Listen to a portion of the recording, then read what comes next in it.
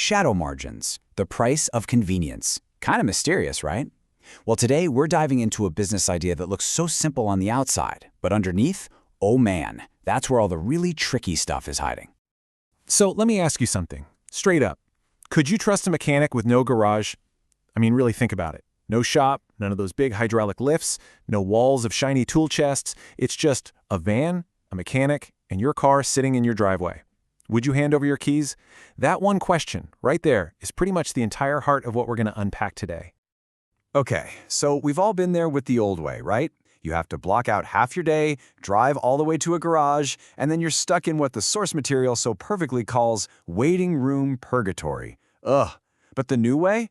I mean, the promise of a mobile service is just so much better. They come to you, it works around your schedule, the appeal is a total no-brainer. All right, let's dive in. This is a story about a new kind of garage, and it's all built on a disruptor's pretty counterintuitive idea. So let's meet our main character, Roadside Mechanics, Inc. It's this new mobile auto service, and get this, it was founded by a former civil servant who just decided to go for it. He saw a huge gap in the market and bet everything on one simple idea. In our crazy busy lives, convenience is king. But here's the kicker, the real catch. He's trying to do this in an industry where a physical garage, an actual building, is basically the ultimate sign that says, hey, you can trust us, we're legit. And you know, this whole problem isn't just about fixing cars. Not at all. It's a classic challenge, one that innovators and disruptors run into in pretty much every single industry you can think of. I mean, you can think of a company like Precision Plastics. They had to totally pivot from what they were known for, just to grab this one tiny niche market.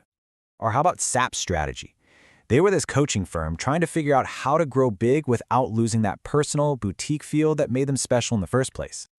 And then there's Technova, a tech company that basically rolled the dice on a super risky pivot when they were facing a total crisis.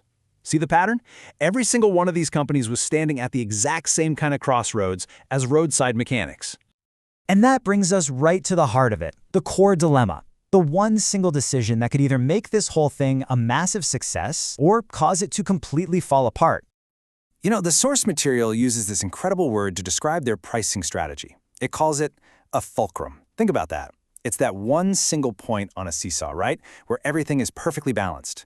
But if you're off by just a little bit, the whole thing comes crashing down. So here's the bottom line. There are two very clear paths to total failure. Path one, they price their service too high.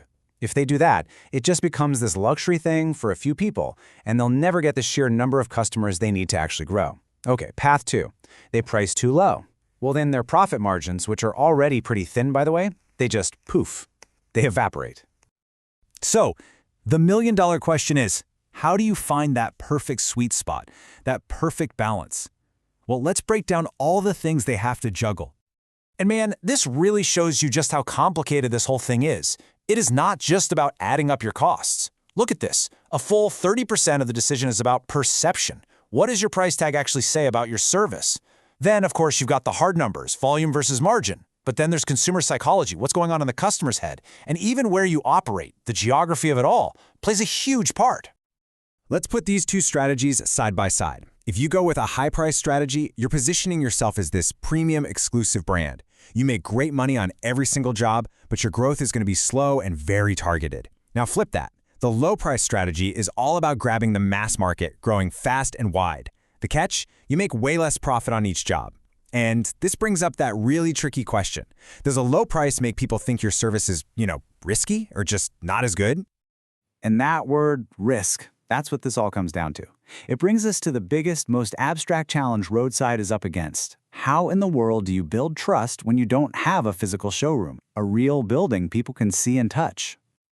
I absolutely love this quote from the case. It says, a traditional garage isn't just a place to fix cars, it's a performance. It's the theater of mechanical expertise. Think about that. All those things you see, the lifts, the tools, the mechanics in uniform, they're all visual cues designed to do one thing, make you feel reassured that you're in good hands.